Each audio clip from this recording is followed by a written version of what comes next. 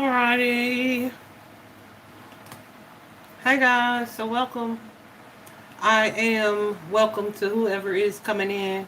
Gonna give you guys a little time to come in, and we're just gonna chit chat about various aspects. And if nobody shows up for this today, then I just know I have like 9 videos to make to upload to the channel, so that way, it'll just be a recorded informative video. They'll probably be shorter that way as well, so I don't know, maybe that's what I'm being guided to do. Who knows? We'll see.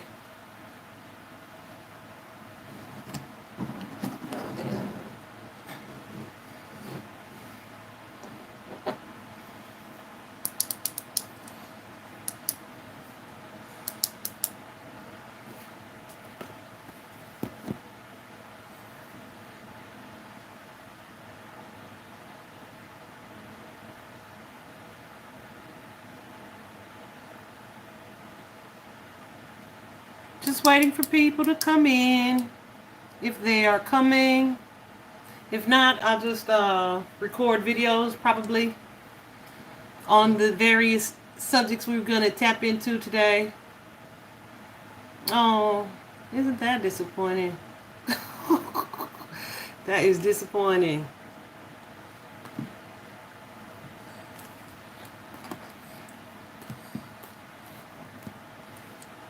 Hi, just waiting for people to join us. So I'm not exactly talking to myself. Hello. I have quite a few things that I wanted to touch on today. So I thought they were all pretty helpful, or they would be anyway. Um, so yeah, we'll just give the people some time to come in. And there's that. I hope you're having an amazing day.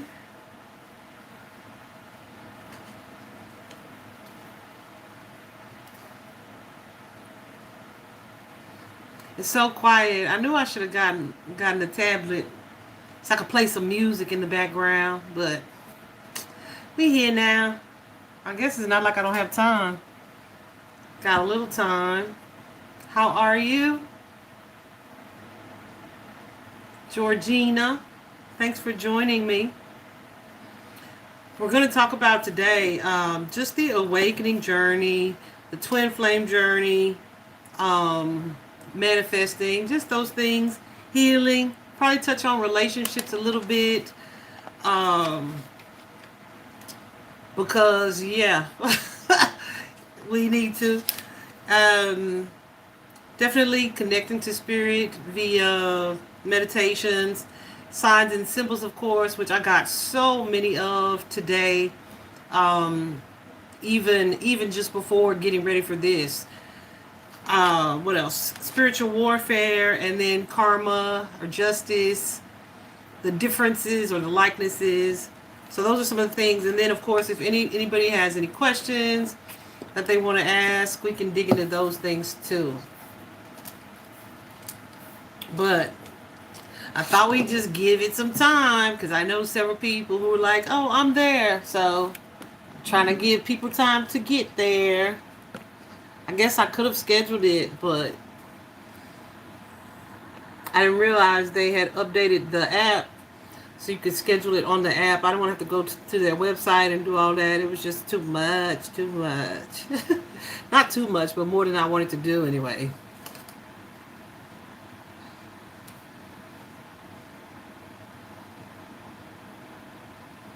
So yeah, I think we'll give it a few more seconds, and then we'll just jump right in to the awakening journey.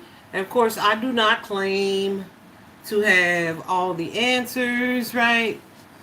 I can only share with you, I can only share with you what my experiences have been and what I've learned as a result of, you know, my own experiences, what I've learned and researched as a result of going through or having my own experience.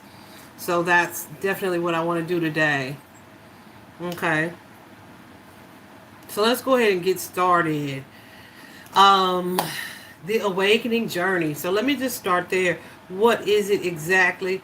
It's really it is a shifting of consciousness where you're kind of becoming or growing, not even grow, it's almost instant, right? The awakening part of it, where you are growing in a sense of higher consciousness, where you're realizing, okay, there's more to life, there's more for me to do here. I have to have a life purpose. Things that I've learned have impacted me in a way that may not be for my highest good. Something that happens when the awakening occurs is you usually feel like this extreme energy of inner joy. It's almost like a being broken to be rebuilt. That's how I would describe it. Oh, that is almost perfect. Almost like being broken in order to be rebuilt. It's definitely an energy of unlearning so many things that we've been conditioned to believe over time, and really just being able to connect to your true self, your higher self, and who you truly are. You may experience like increased intuition at the time. I feel like when mine first started, it was just a combination of those things. It was like I feel like it initially began when I lost my sister, of course. I think we talked about this before. And I was just like, what is the meaning of life, right? So that was my energy. That was my question to the universe. And then I just started being prayerful for a life that allowed me to make an impact, right? And so from that, I started to meditate. Meditation, y'all, meditation opens a door of like meditation. I always say so much stuff is a game changer. It really is. But meditation really opened the door for the heightened intuition and just really being able to see things that you're not able to see. Most people think, okay, I'm going to open my third eye. And then when they work to open their third eye, it's like almost misguided in a way, because they're like, I want to see the future, or I want to be able to know what's going to happen in my future. But the third eye is so much more than that. It heightens your perception of things. It enables you to see things that your unawakened self, the naked eye, possibly would not have seen, right? Had you just been walking blindly or doing things the way that you have grown accustomed to doing them, right? And so it's being able to look at certain situations in your life and really realizing, like, this is kind of a jacked up situation, or this situation is not serving me, or this relationship I'm being mistreated or misused, right? Where you may have been conscious of these things previously or aware of it. It starts a journey where you are really becoming and knowing who you are on a divine level. So you really realize that, okay, this is not acceptable. It's not something that's acceptable at this point, right? So what I feel like triggers the awakening journey is, I don't want to say usually, but often like some type of tragedy, right? Like I said, my sister passed away. Something else that I feel happened along the way was a significant heartbreak, right? Um, so yeah, either of those things can really, really, really, and it doesn't even have to be grief. It could just be some type of loss often, right?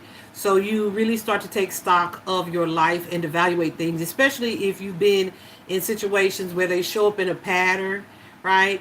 I also have read that sometimes it's just spontaneous, but I just don't believe that at all. Like, I don't know. Let me know if that's been your experience, but I don't believe that at all. I feel like it's going to always be triggered by something. So it could be a loss. It could be a gain, right? Something that you feel so much gratitude for that is overwhelming. And then that feeling is something that you realize you have like a higher calling on your life. So I could understand it that way. But spontaneous, nah, I'm not really buying it, right? People aren't just walking up the street and then all of a sudden they want to be better, right? I just haven't heard it. Haven't heard it. And I have talked to and studied a lot of people. So yeah, but it's an interesting journey. When we think about it, we like to think that, okay, I get through this point, or I go through this point of it, and then see, when I put my glasses on, it's like the screen gets darker. So that's why I said I was going to try to do it without my glasses. But honey, I gotta be able to see. Okay, so we ain't gonna be able to do that. But but I feel like people go through it and they're like, okay, I'm at this point in the journey, this point in the journey, and you want to, your goal is to get to the end of it. Like, when is this part of it going to be over with, right? I'm so sorry, because it's so continuous, okay? It is so continuous. um I feel like there is an end point, but understand that our timing and divine timing, huge, vast difference most of the time. Okay. And so a lot of times it's like, okay, where we would want to go through the journey and get to the end of it, it's like so many experiences that need to be had in the meantime, in between time, that are super necessary in order for you to have a shift of mindset, a change of heart. There's a lot of forgiveness that takes place throughout that, of other people, but also of yourself. Um, and yeah, that was something that really fairly recently my guides kind of made clear for me, was the need to forgive yourself, because it's also like a major part of a self-love journey as well. So you're realizing that you are this amazing and powerful divine spiritual being, and so the way that you view yourself begins to elevate, right? So as that elevates, it's like, dang, I cannot believe I did that and that, or I allowed that to happen, or I stood or settled for that situation, right? So there's a little bit of shame and guilt that can come with that. But however, in order to ascend, why am I stuttering like that? In order to ascend, you are going to eventually and over time have to, or learn to, release those things, right? Release those things that keep you from your higher vibration, right? And a lot of these things are not things that we carry on the surface. They are things that we have repressed or suppressed and kind of forgotten about, or moved on from, or we're like, okay, I'm over that, it's no big deal, right? No, it's such a big deal, because when we have these experiences in our lives, it's like, you would hear some people say your soul becomes fragmented. So, like, it's like parts of yourself are left with this experience. And then we store trauma um, in our sacral chakra. That's like the reproductive area. We store trauma in our sacral chakra. And so, yeah, those things are things that are deeply suppressed over time, like as time goes on. However, they still tend to manifest or show up in the way that we experience our life. So it shows up, um, say, if you were molested as a child, it shows up in how you engage in sexuality or not, right? Say you were, a lot of issues come with your parental connections. Say you had a parent connection that was narcissistic, or that was absent, even like um that abandonment wound, right? So those things they occur in your childhood, but you become who you become over a period of time as a result of the way you lived those experiences. Does that make sense? I hope so. And so it tends to manifest in your adult life. Say you were a victim of bullying in your teenage years. It's going to affect the way that you show up in your adult life if you don't take the time to really acknowledge the experience, to own the experience, to be honest about what you felt in that experience, and then to let go of it. I don't want to say release it, because release is like release, get it back. We don't want to do that. We definitely want to let it go, right? So most of the things that affect us in our day-to-day life, that we've experienced, as a result of our upbringing or our experiences as a child, we don't even realize the impact that it has on us, right? Let me give you an example. What can I give that's specific but not too specific? So my parents were married for like shit 20 years, okay? It wasn't exactly 20 years, but it was like 18 years. Guess how many they were actually together for? Two. So yeah, I don't remember them being together ever. Anyway, so we were really close with my dad's family. Both sides of the family we were pretty close to. Um, but the fact of the matter is, my dad was kind of in and out. So as an adult, when I'm dating, the way that I connect to masculine energy, because I'm accustomed to that in and out energy, right? Because he wasn't consistently there, then I'm going to be more susceptible to that in my romantic partnerships. Does that make sense? Just like if you did grow up in a two-parent household and you but like one of your parents was long suffering while the other one was kind of abusive, right? You may be a person who stays in an abusive relationship because it's like this is the norm that you grew up to understand, right? So as you experience this awakening, you just become hyper aware. I don't even want to say hyper, I want to say aware, period, of all of these things that have occurred in your life over the span of your life that are not okay or acceptable as a divine being. I hope that makes sense, right? Something else that happens along the way, and I have videos because I was doing a podcast for a little while, and I haven't gotten rid of the podcast. I just haven't tapped into it for a really long time. I think I'm gonna move it because YouTube has a little thing now, so I might try to do that. But I haven't even really looked into it. But there is a podcast episode playlist on the channel here that where I discuss like the stages specifically of the awakening journey. So definitely check that out when you get a chance. I think it's called podcast episodes. But something that I was thinking about the other day, I think I made a post about it too, was the relapse on the journey. I feel like as we move forward, we change. You tend to change. You tend to, I don't want to say lose friends. There are definitely some things in your life that are going to be removed. And it's usually for your highest, not usually, it's always for your highest good, right? So that is going to be patterns. That's going to be behaviors and mindsets. That's going to be old beliefs that you are now learning to question. That's going to be relationships and connections, friendships that you may have had all your life, right? Things just change. And so what happens is it's like, okay, as these things change and transform, you're able to recognize what the dynamic was in these situations. And you'll probably be grateful to have been moved out of them. But at the same time, there's this grief that comes with these changes as well, because it's like, think of it like this.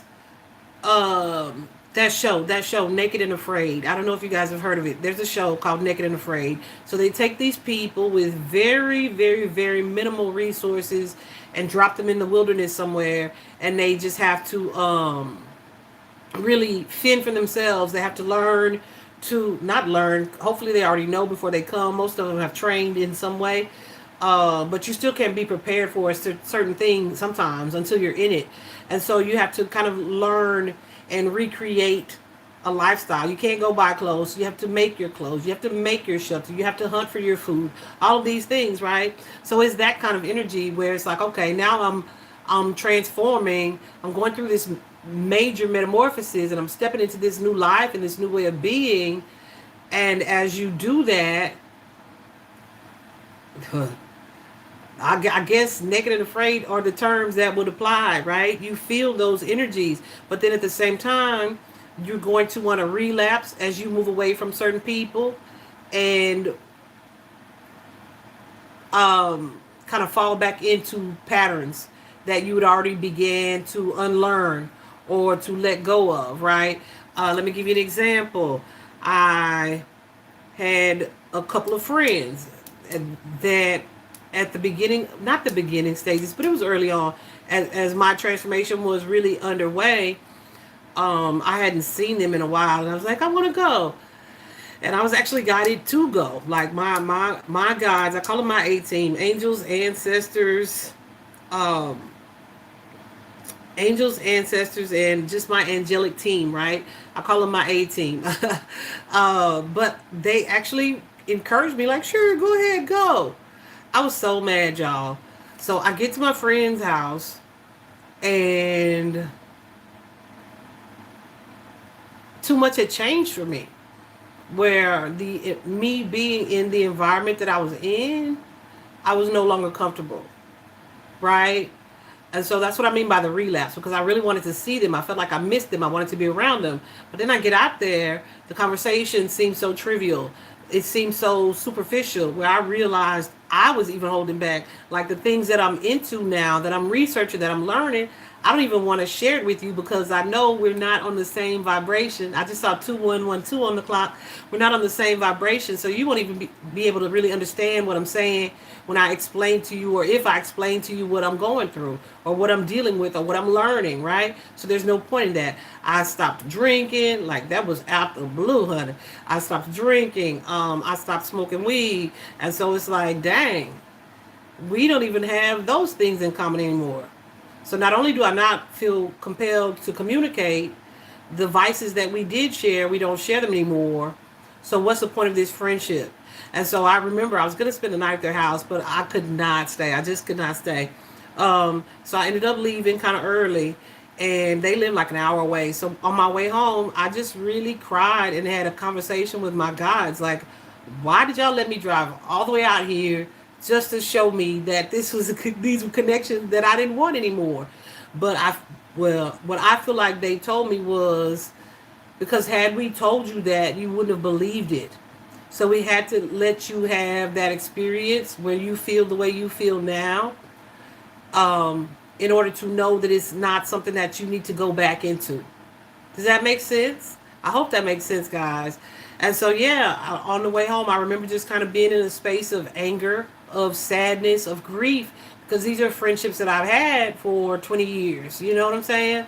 Since college. How old am I? Probably over 20 years, a long time. And while I still love them, and feel a connection to them, it is not what it was. So we can't hang out on a daily basis because we are not the same anymore. Does that make sense?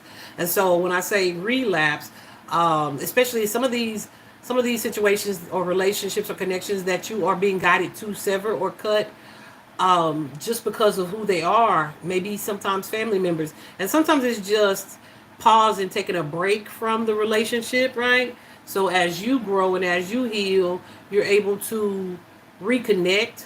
But most of the time, this is a separation that lasts, because once the awakening starts, it's like you can't unawaken. You know what I mean? You see with the third eye. Well, I should say you see with the third eye what it is that you see, and so your perception about a lot of things have changed, right? And so it's like you can't really unlearn or go back once this journey begins. And so we tend to relapse, which is why also, like I said in that post the other day, we tend to, like, the journey gets so difficult, or it can get so difficult at some point, you may want to kind of give up and just fall back into old ways and old patterns, because it was easier. It's been what you've known and what you've done for so long, right? Anyway, so something else, because this is also something else that's super crucial to this journey, on this journey, is self-love, right? So as you begin to really see your own value and to see your own worth, you have to really reprogram the way that you think about yourself. I used to say it all the time: reprogram your soundtrack, reprogram your soundtrack. And what I mean by that is the things that you say about yourself. Oh, nobody will want to hear this, or nobody will want to see that from me, or nobody will believe that, or why would people care, or the negative things that you say about yourself. right? I've never told myself I was ugly. I've never told myself I was dumb, because those are two things that I knew were absolutely never true about me, ever, right? Um, but I've been easy. Okay, I've been super forgiving, and that's an okay thing to be. However, if it compromises you and you later feel bad as a result of forgiving someone else or sacrificing what it is that you really want for yourself, then you need to look at how you're loving yourself. Why do you not feel that you're amazing enough to put first or to prioritize, right? So then you go down this rabbit hole of like, wow, so maybe when I thought I was loving myself, I haven't truly been loving myself, right?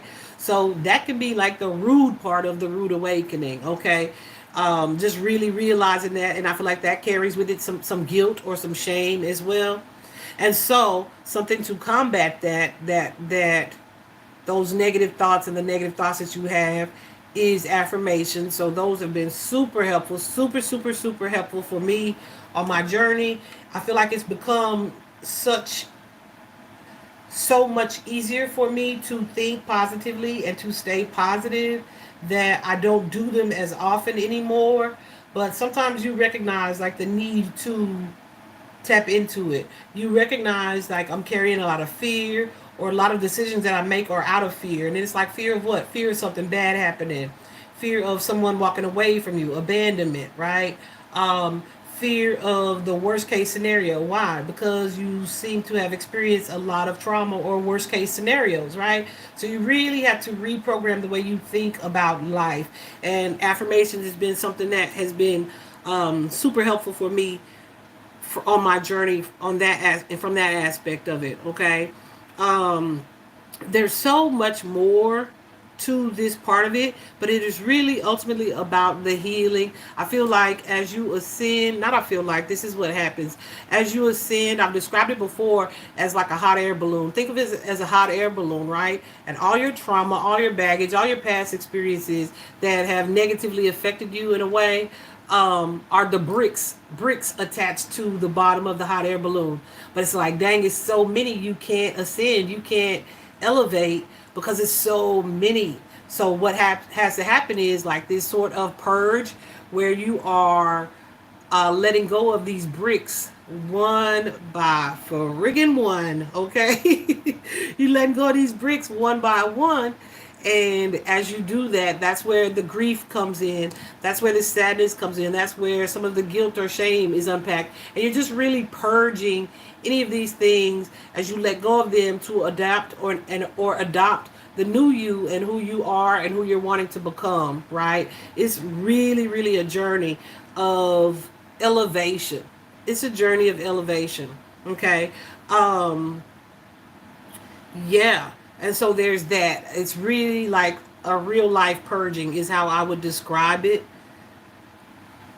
And yeah, that's going to come with a lot of feelings and emotions and a lot of things resurfacing or surfacing that you probably thought you had moved on from, or that don't even affect you, when the reality is you'll be able to see how it does affect you. And I feel like the deeper you dig, the more you dig or look into something, the more you are able to see that this is what's been taking place, right? The more you're able to see where certain things or aspects or beliefs or fears have held you back from new relationships, new experiences, attracting new things that you want in your life, right? Versus what you don't want.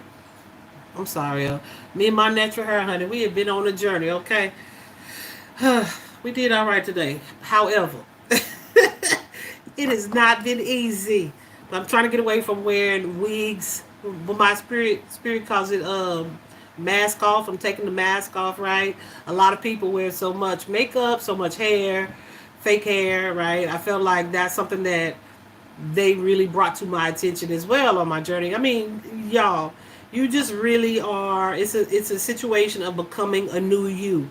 Something else. Let's move on to this twin flame situation. I wanted to talk about this so bad, not necessarily my own spiritual journey on that, but I do feel like it was super significant in my journey, right? I'd already started to meditate like all the time. Okay, I'd already started to meditate. I'd already started to become super sensitive to energies around me. Right, my intuition had already started to strengthen, where people were constantly telling me like, "OMG, how did you know that?" Or "How did you know what I was gonna say?" Or "How did you know what I needed to hear right now?" Or "How did you know to come check on me right now?" And be like, "I don't know," like I don't know, right? But with this particular situation, um, this person that I had known again for like 20 years, um, we reconnected, but I was already in an energy of vibing high, of manifesting all of the things, right? And so, yeah, it didn't go the way that I had hoped, all right? It was a very disappointing situation. Let's just leave it at that. It was a very disappointing situation, okay? And but it was like a repeated pattern for me as far as relationships go. And so I started to look at that, and I had to unpack that, right? That's where the energy of the self-love came from. And so here's the thing. Most people say, "Oh, I want my twin flame. I want to be with my twin flame." Um Probably you don't. Okay, probably you don't. I feel like it has been. It's like trendy right now. It's become so pop cultured, so to speak, that people are thinking they want some shit that they don't even understand, like completely. You know what I mean? Um, and the reason that these relationships you don't often come together are because the two individuals are not both healing or both working to heal, right? The reason the relationships usually fall apart is usually because, based on what I have talked to my guides about, like literally, I was like, listen, we got to get to the bottom of this. So I really sat in meditation and with my tarot cards too, to just really try to get some answers. Now, something that they did say is that everybody has one, but I question that even, right? But I mean, it could be the case. But they said, yeah, okay. So I got to tell you what they told me.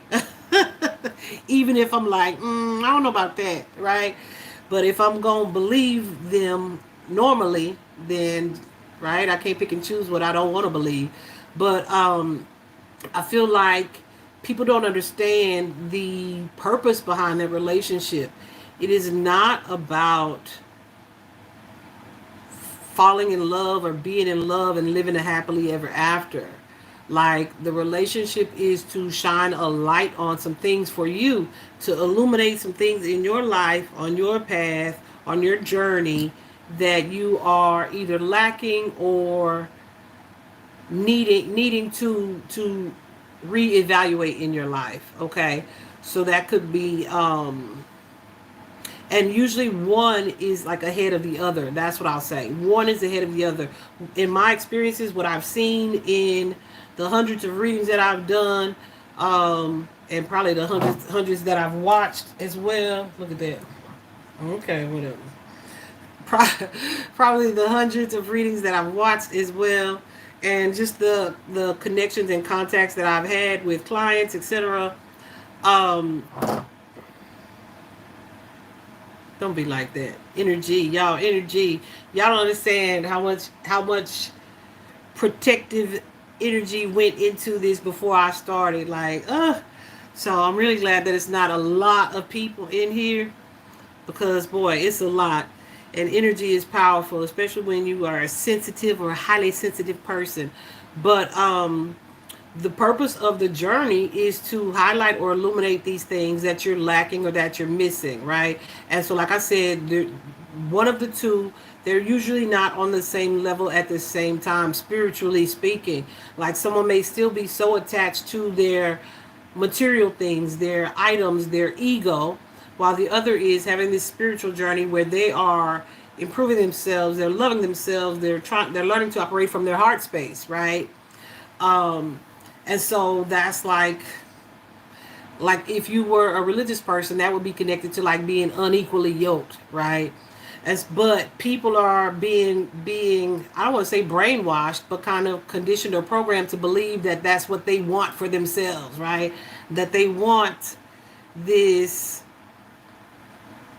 relationship, and it's really often a toxic dynamic because the two parties are so freaking different, right? But but the thing is, they're different but they're the same, because the premise is that you are one soul. Where you guys separated at birth, you often mirror each other as far as the occurrences in your life, the people around them and the people around you, the paths that you've taken. However, um, one tends to be more in a spiritual space, right? Or a high vibing space, and the other tends to be like more material focused, okay? So that could be being materialistic, could be being finding value in things outside of themselves, right? So what this that part of my awakening, what it did for me was to show me how in my romantic partnerships, I settled for less, or I always allowed myself to accept way less than I deserved, right? Not always, but most of the time, this is what was happening. And had I still been in my 3D mindset, it's probably a pattern that would have repeated.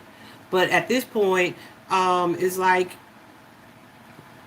what it showed me was that my self-worth was not intact as I wanted it to be, right? Because I then started to dig and really see the parallels between the two. So what my experience is now that I'm seeing is most people are like, oh, I want this relationship so bad, I want to find my twin flame. No, you don't.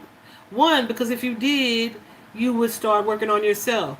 A lot of people I spoke to a woman one point who was like, she's been waiting on this person for like 20 years.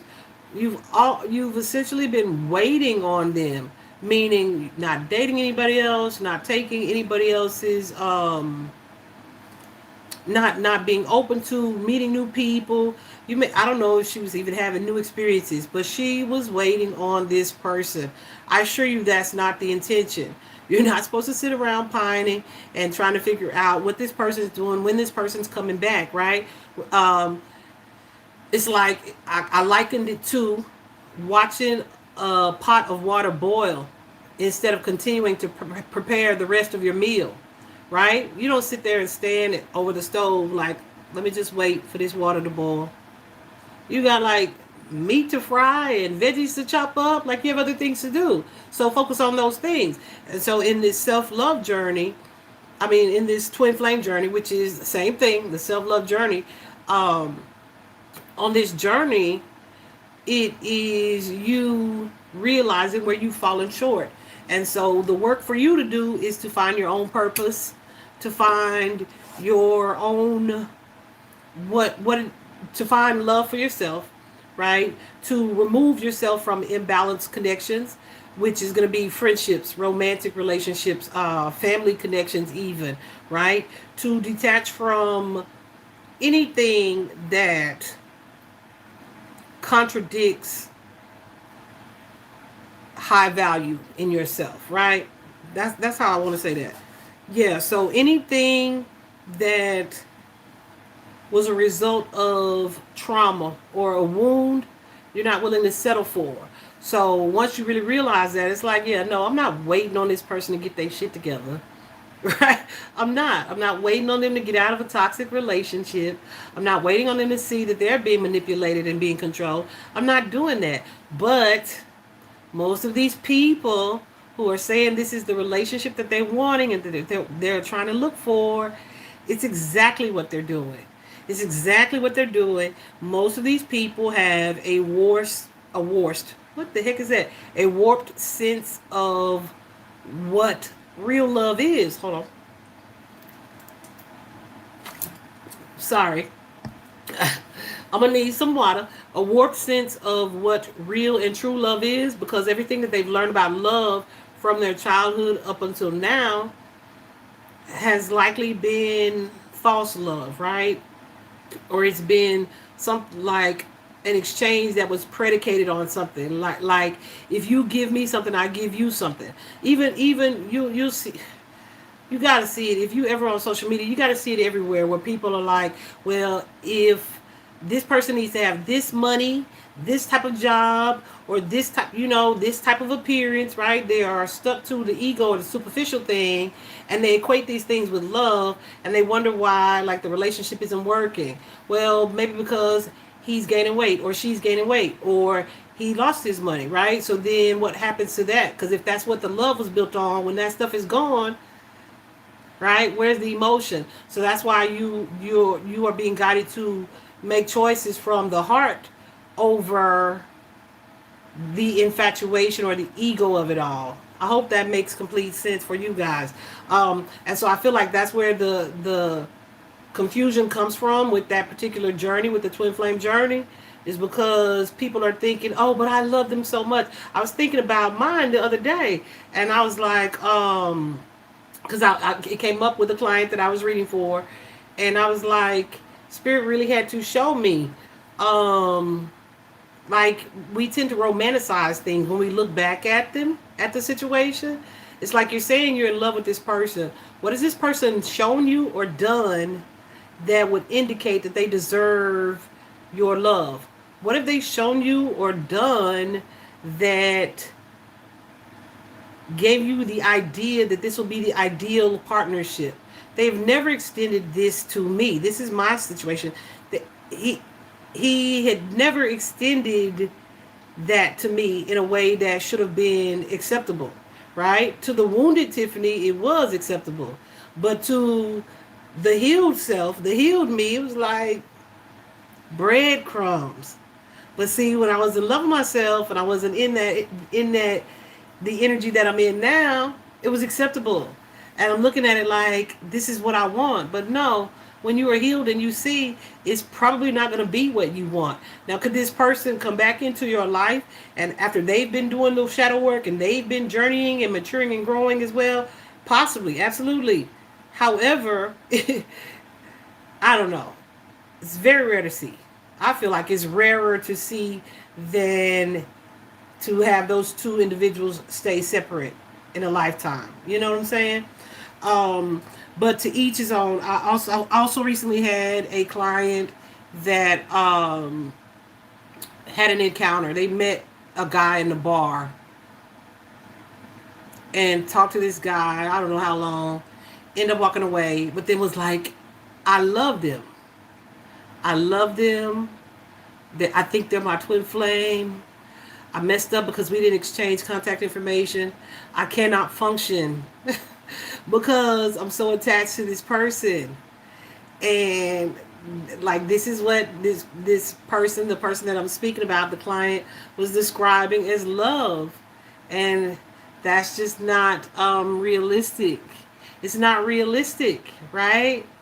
And it's not what true love is. And I'm really trying to explain this to this person. Like, this is the codependent energy in you.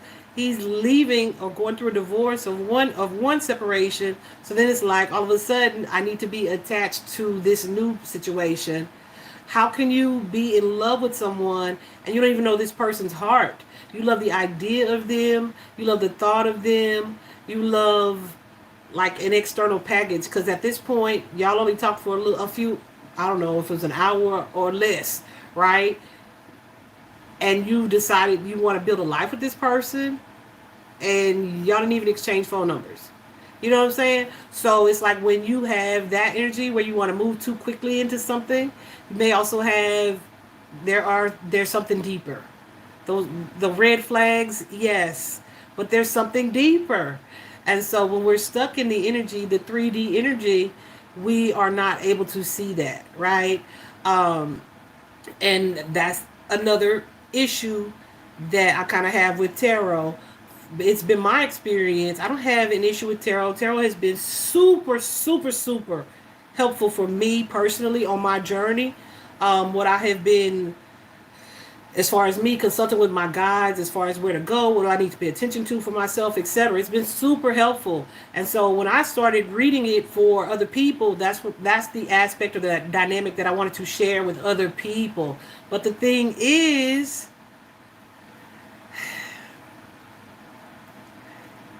people like sugar coated shit, right? It's like the it's like I recognize that this is shit in my hand, but I'm used to carrying this shit. So it's my shit, right?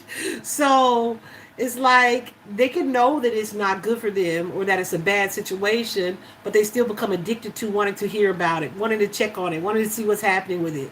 But when you're truly healed, you move to a space where you are shifting inward. You're shifting the focus towards yourself because it's not about them, it's about you. And the twin flame journey, it is not about the other person. It's completely about you. It's good to know and interesting to hear every now and then, but I feel like so many of the readers now are not. They are not sharing these readings or doing these readings for other people in order to help you grow or to heal, right? And that's always been my goal, because I know my guides told me that. Even now, they want me to rely less on tarot, right? And to trust my own inner voice and my own intuition. But I feel like so many of us are afraid to do that because we don't trust ourselves fully, or we don't trust our own opinion. And so while it's okay to seek outside help, it's not okay to feel like you need this guidance or you need this help every single day. And of course, we're all going to be on different paths, on different timelines as far as the journey goes. Um, but at some point, you have to realize where you may be transferring dependencies. Does that make sense? Let me give you an example. Um, Say you love food, right? I love food first of all, but I don't need a gastric bypass, so that's good. um, but say you have this food addiction, right? And you feel like, okay, I need this medical help to treat this food addiction. So I get the gastric bypass, right? I'm starting to lose weight. I'm starting to lose weight. But what I was doing with the food was medicating myself. So when I was sad, when I was happy, when I was anxious, when I was worried, I was eating, eating, eating. So now I don't have the ability to eat like I did. So I'm gonna but I know this happens for a lot of people. If I don't address what was causing me to eat in the first place, that's going to be a dependency that's transferred to something else. So something that I had read about years ago was that people who end up getting a gastric bypass often tend to switch addictions. Like they become overly attached to alcohol or to wine, or they take up smoking, right? Because they haven't learned to address what was creating the anxiety or the trauma that made them want to eat in the first place. So it's almost like trying to put a band-aid on a wound that you needed stitches for. Does that make sense?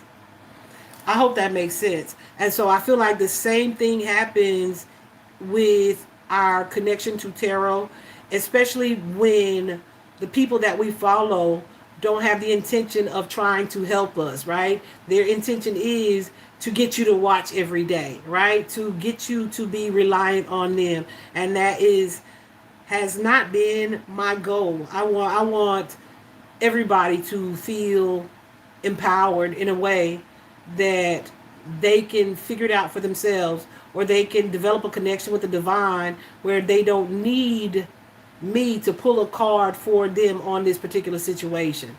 Does that make sense? I hope that makes sense, guys. Anyway, so the twin flame journey, people think it's about this fantastic, amazing relationship that they're wanting to build, and it's not about that. It is about the self-love journey. It is something that triggers a light in you that makes you see what it is that you're lacking, that you need more of: self-esteem, self-worth, self-value, self-love. um what else was I about to say, and I just completely lost the word. anything that you put on a back burner in regards to what is for your highest good and what's best for you. And the crazy part is that most people don't want to hear about it. They just want to hear about their twin flame and what that person is doing or when that person's coming back. Well, the truth of the matter is that person's not coming back until you work on you. Or if that person comes back now and you haven't worked on you, then it's going to be to your detriment, probably in an even worse way than it was when you were together previously, right? Because now here it is, maybe you've learned a little bit and this person has not. Then y'all trying to come back together, make something work. That it's like trying to force something to be that is not meant to be because you're not on the same vibration. You're both still unhealed, and now it's like you're super unhealed, right? And so yeah. So I feel like I wanted to address that twin flame situation because I feel like people misconstrue it, misunderstand it, and then they follow a lot of readers that don't have their best interest at heart, and they just fuel the dis-ease. That's what it is. They fuel it by telling you, oh, this person's coming back, or there's a reconciliation here. That might not be for your highest good just yet because you still have some healing to do. I remember doing a personal for someone, a love reading.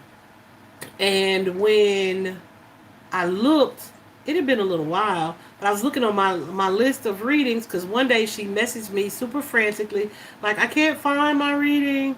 And so I had to go and look for her link to send it to her. But then I saw that she had watched it like 89 times. Guys, I don't even think it had been a month. She had watched that one reading 89 times, right? And even in the reading, right, I had told her she was really waiting on a knight in shining armor. But in the meantime, she's so busy trying to figure out which one of these knights it was going to be, right? Because she's giving all this energy to all these different people. And it's like an obsession almost. So that's when I decided I wasn't going to do love readings at all. So I didn't do them for a couple months. But because I don't want to be the reason that you are obsessing about something when I'm telling you there are some things within you that you need to heal, right? Like, that's the message that I want you to have over you obsessing about when somebody's going to come to rescue you. And that's another thing. A lot of times, don't nobody want to hear it though. A lot of times, especially on the healing journey, self-sufficiency is a major, major, major part of it. People think when me and this person come together, then life will be complete. No. You are supposed to be complete as an individual. When you die alone. When you enter this earth, this world, you enter alone, right? So it's all about self-sufficiency, and it's not about like a toxic independence where I want to be able to do it all myself. But if you had to, you should be able to, right? It's about being so complete within yourself, so loving of yourself that once you unite with this person, you don't lose who you are because of who they are or your connection to them, right? But don't nobody want to talk about that. But we're going to talk about it on this channel because it's going to come up sometimes. And you're going to have to hear it from me anyway, right? Let's talk about manifesting, guys. Manifesting. So a lot of people are in the energy. See, somebody was just here for the twin flame conversation. Yeah, that's what else that I learned too. Like, there were points in my journey where certain readers, I would try to listen to them and I'd be like, okay, this is boring, or that's weird, that don't make sense, I don't understand that, right? And then I wouldn't want to watch them. But then, like, the people who were lower vibrational, talking about, foolishness that I probably shouldn't have even been concerned with, that's what interested me at the time. So as I continued to ascend, it was like I was being redirected. Like, the lower vibrational readings, I couldn't even sit through. I couldn't even watch. Like, sure, it was entertaining, but here I am working on me and trying to help myself and to heal and to grow. And that ain't what this person talks about ever. Right? So I no longer resonate with this reader. So I have to go to these readers that I initially thought like that was weird. Like, I wasn't I couldn't understand them, but I couldn't understand them because they weren't on the vibration that I was on. But now that I'm elevating and I'm ascending, now I can relate and connect to what it is that they're saying, and I have a more vast understanding of that, right? So anyway, I feel like a lot of readers as well go through the experience of feeling like, why are people listening? Or why has my viewership changed? Um, the truth of the matter is that not everybody's going to be able to resonate with what you say, because like vibrations are super important. I thought of that because in manifesting, vibration is so important. It's so important, and Spirit is showing me that I'm learning the hard way. Okay, not the hard way. But I'm just learning the importance of it, right? It's like you'll get something that you've manifested, but then it's like either you're not keeping it for whatever reason. And I feel like people don't realize how important energy is to certain things, like especially manifesting. Okay, a lot of times you'll hear people saying black magic, black magic, black magic, right? People, somebody's doing spells, and that's super true, right? It's super true. I feel like Spirit put it right outside my window one day, so I would know that yes, people really are doing this shit. Like, huh? It was so crazy. We'll talk about that. That weird. Well, hell, we'll talk about it today. Um. Well, I don't want to go into detail, but let's just say there was a man. There's a man, an older man, who also I feel like suffers from dementia, but I'll see him outside doing certain things, like at certain times of the month, and yeah, totally doing a black magic spell. And then one day a dog came. Well, he wasn't out there, but a dog came and like dug into the stuff that he had buried and took the emblem away, whatever it was. So the next day, after I watched the dog, because you know I be outside so much. The next day, when that man came out there, he knew that the stuff that he had buried had been disturbed. And so he was like digging, like he was going crazy, like where'd it go? Not knowing that dog took it and ran around the corner. I was like, oh Lord. Anyway, the man pours pee on it, like he does a whole spell. So I feel like Spirit put that right there. He had never done that.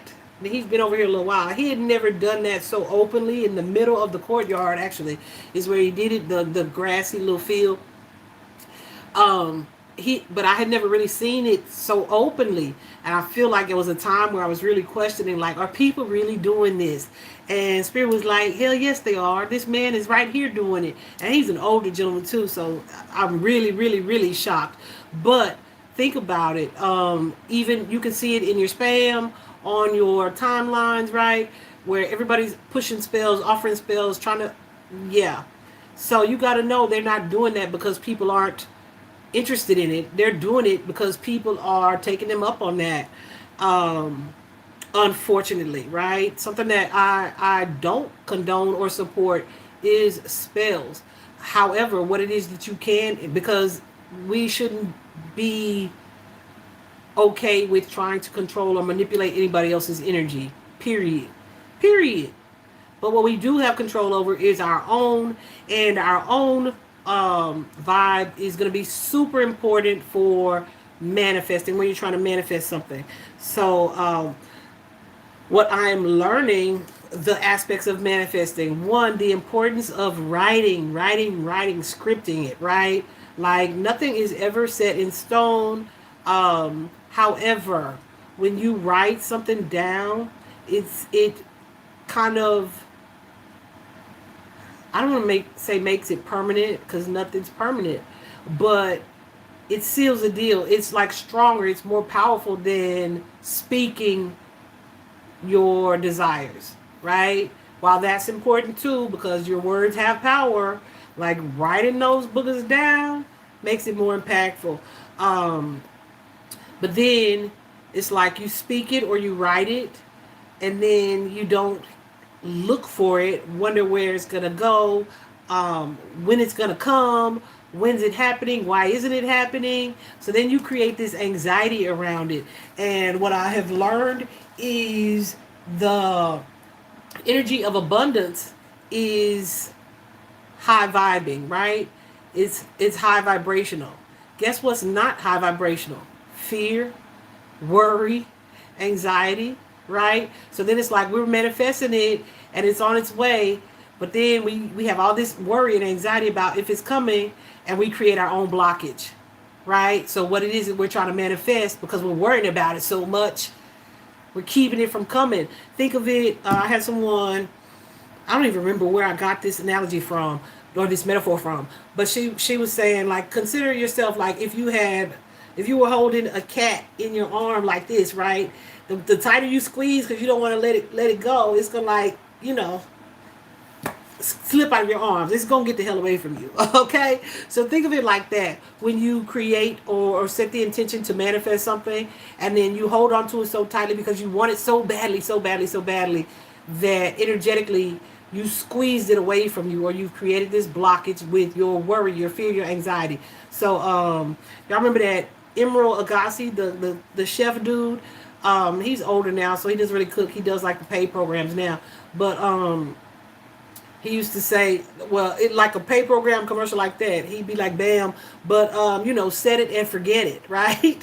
So that's how I feel. I recently bought like 3 different spirals. One of them is for gratitude. It's a gratitude journal.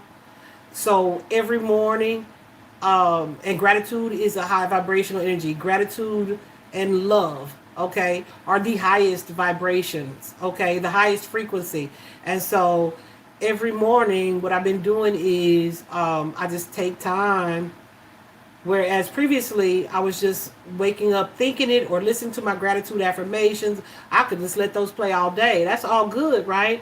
But as far as creating your own mood or creating your own vibration or maintaining your own high vibe, be intentional with your shit, right?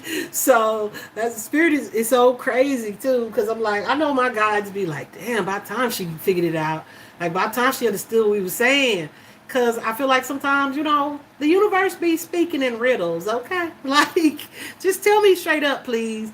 But writing, the just importance of writing, the power that comes with writing. And so every morning when I wake up now, either I go outside or I'll sit in my room, and I write. I am so grateful for. I am so grateful for just whatever comes to my mind, little, big, whatever it is, right? Just set the energy for me, set me in an energy of gratitude. So that's going to be something that helps me to maintain my vibration for most of the day, as opposed to waking up like, oh, I gotta get up again. No, I'm so thankful that I am allowed to get up, that I am alive, that I am, so you initially start your day off with that energy of high vibration. So I have one for gratitude. I have one for manifesting. So it's like strictly a manifestation journal. It's strictly for scripting, where I essentially I've written like two letters in there so far, because after my first one I was like, oh, I could think of some more stuff, right? Um, where that I wanted to manifest. And so in order to do that, I just start out, dear universe, right? And it's whoever you subscribe to, dear God, Lord, Jesus, Buddha, whoever, right? Whoever makes it real for you. And so I just said, dear universe, and you're literally describing the life that you are trying to manifest, or what it is you're trying to manifest.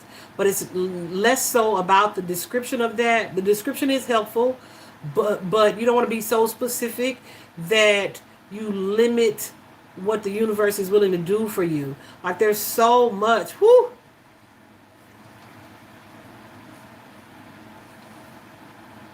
That's gratitude. I'm sorry. I didn't expect that. But there is so much that the universe is willing to bless you with, right? Because the universe is so abundant.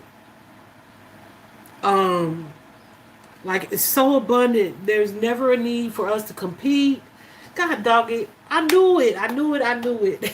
And I still didn't get my little towel. I was like, oh, I hope I don't get emotional. And I was like, girl, you'll be fine. But I know I'm a big old heart. I'm a big old softy.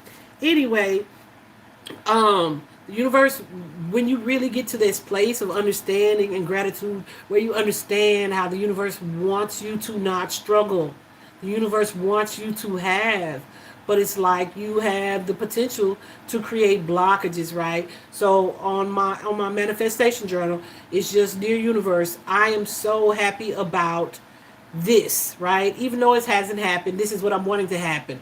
I and you focus on the feeling, um, when you would have that thing, right? So say you're trying to manifest a convertible, right? So, dear universe, I'm so grateful for my new convertible. I love how it feels to speed down the highway with the wind blowing in my hair, feeling like I don't have a care in the world. And as you're writing this and you're describing this, the focus is on the feeling, not necessarily on the car. Like, you can still be descriptive, right? Like, it's got this many seats and this kind of seats and, these types of tires. Like, you can be specific if you want to, but you don't have to be, because the most important thing in manifesting is the feeling. And so if you focus on the feeling of that, it's like the say, I don't know what the numbers are. I'm not a car person. I just thought I'd use that example. um Say there's a Mustang and a Mustang GT. Say you only set your sights on manifesting a Mustang, right? But then the universe is like, no, I'm going to give you the higher series, or a better equipped one than what you've wanted. So if you're so specific and you're thinking about this one particular type, you kind of limit the universe's ability to give you the fully loaded one. Does that make sense? I hope that makes sense. So yeah, so I've started in my manifestation journal, just really scripting my life, how it feels to wake up with this view every day, or with this on my agenda for the day. The good times that me and my children have here, here, and here, like, And so I'll let you guys know how that's going. I can tell you this, something that I wrote in it the next day. I got an offer about something. That's as specific as I'll be. And I was just like, universe, are you kidding me? Like it was, yeah. So, I just, immediate gratitude. So I don't have any doubt that it is effective. I feel like the trick almost, and this is the only thing that I feel like you can really trick the universe into, with your words and your feelings that you're trying to adopt, but you still can't really trick it, because you still have to adapt that vibration, that high vibration. That's why it becomes so important who you allow in your energy, who you allow around you, um, who you allow to get you out of that vibration, right? And not even who, is that you allow it, right? So it's not even learning to it is learning to create boundaries from things that would affect your vibration in a negative way. Okay, so scripting is super important. The high vibration is super important. Focusing on the feeling is super important. The energy of abundance, the in and out, the flow of abundance is positive. It's light. It is not one of lack. It is not one of fear, anxiety, worry, doubt, right? I've known someone who um who previously would be like, well, I prayed about it, but I don't know. I mean, I doubt it. Well, that's not how prayer works, right? You're supposed to pray and also have faith that, because you prayed, it is done, right? So same thing with manifesting money or creating money. The energy of abundance, right, is high vibrational. So your vibration is super, super, super important. All right. Guys, I feel like we have so much here. I'm gonna save this. But I want to touch on it. Healing, karma for sure, spiritual warfare for sure, the animal messengers, the need for meditation in order to gain clarity here, and really love and relationships. I think we'll do that one by itself. Anyway, so yeah, for now, I think I'm going to pause and we'll revisit this because we've already been here a little bit over an hour. If you've come and you've stayed, I'm super so grateful. I hope you saw or heard something that is helpful to you or will be helpful to you on your journey. If we didn't get to what it is that you wanted to talk about, we'll get to it. We'll get to it. We got time, don't we? Sometime this week. Like, we're going to knock these out, okay? So, I hope this was helpful. Thanks for all that joined me. Tell a friend. I'll go ahead and upload this. I'm sure it'll be on the live tab because for some reason, YouTube has separated like videos, shorts, lives. So, you really got to go looking on people's pages. Definitely stay posted and check out the community tab when you see it. And yeah, because I share a lot of information on there as well. But yeah, thanks for coming overall. I appreciate you. Sending you love. Bye-bye.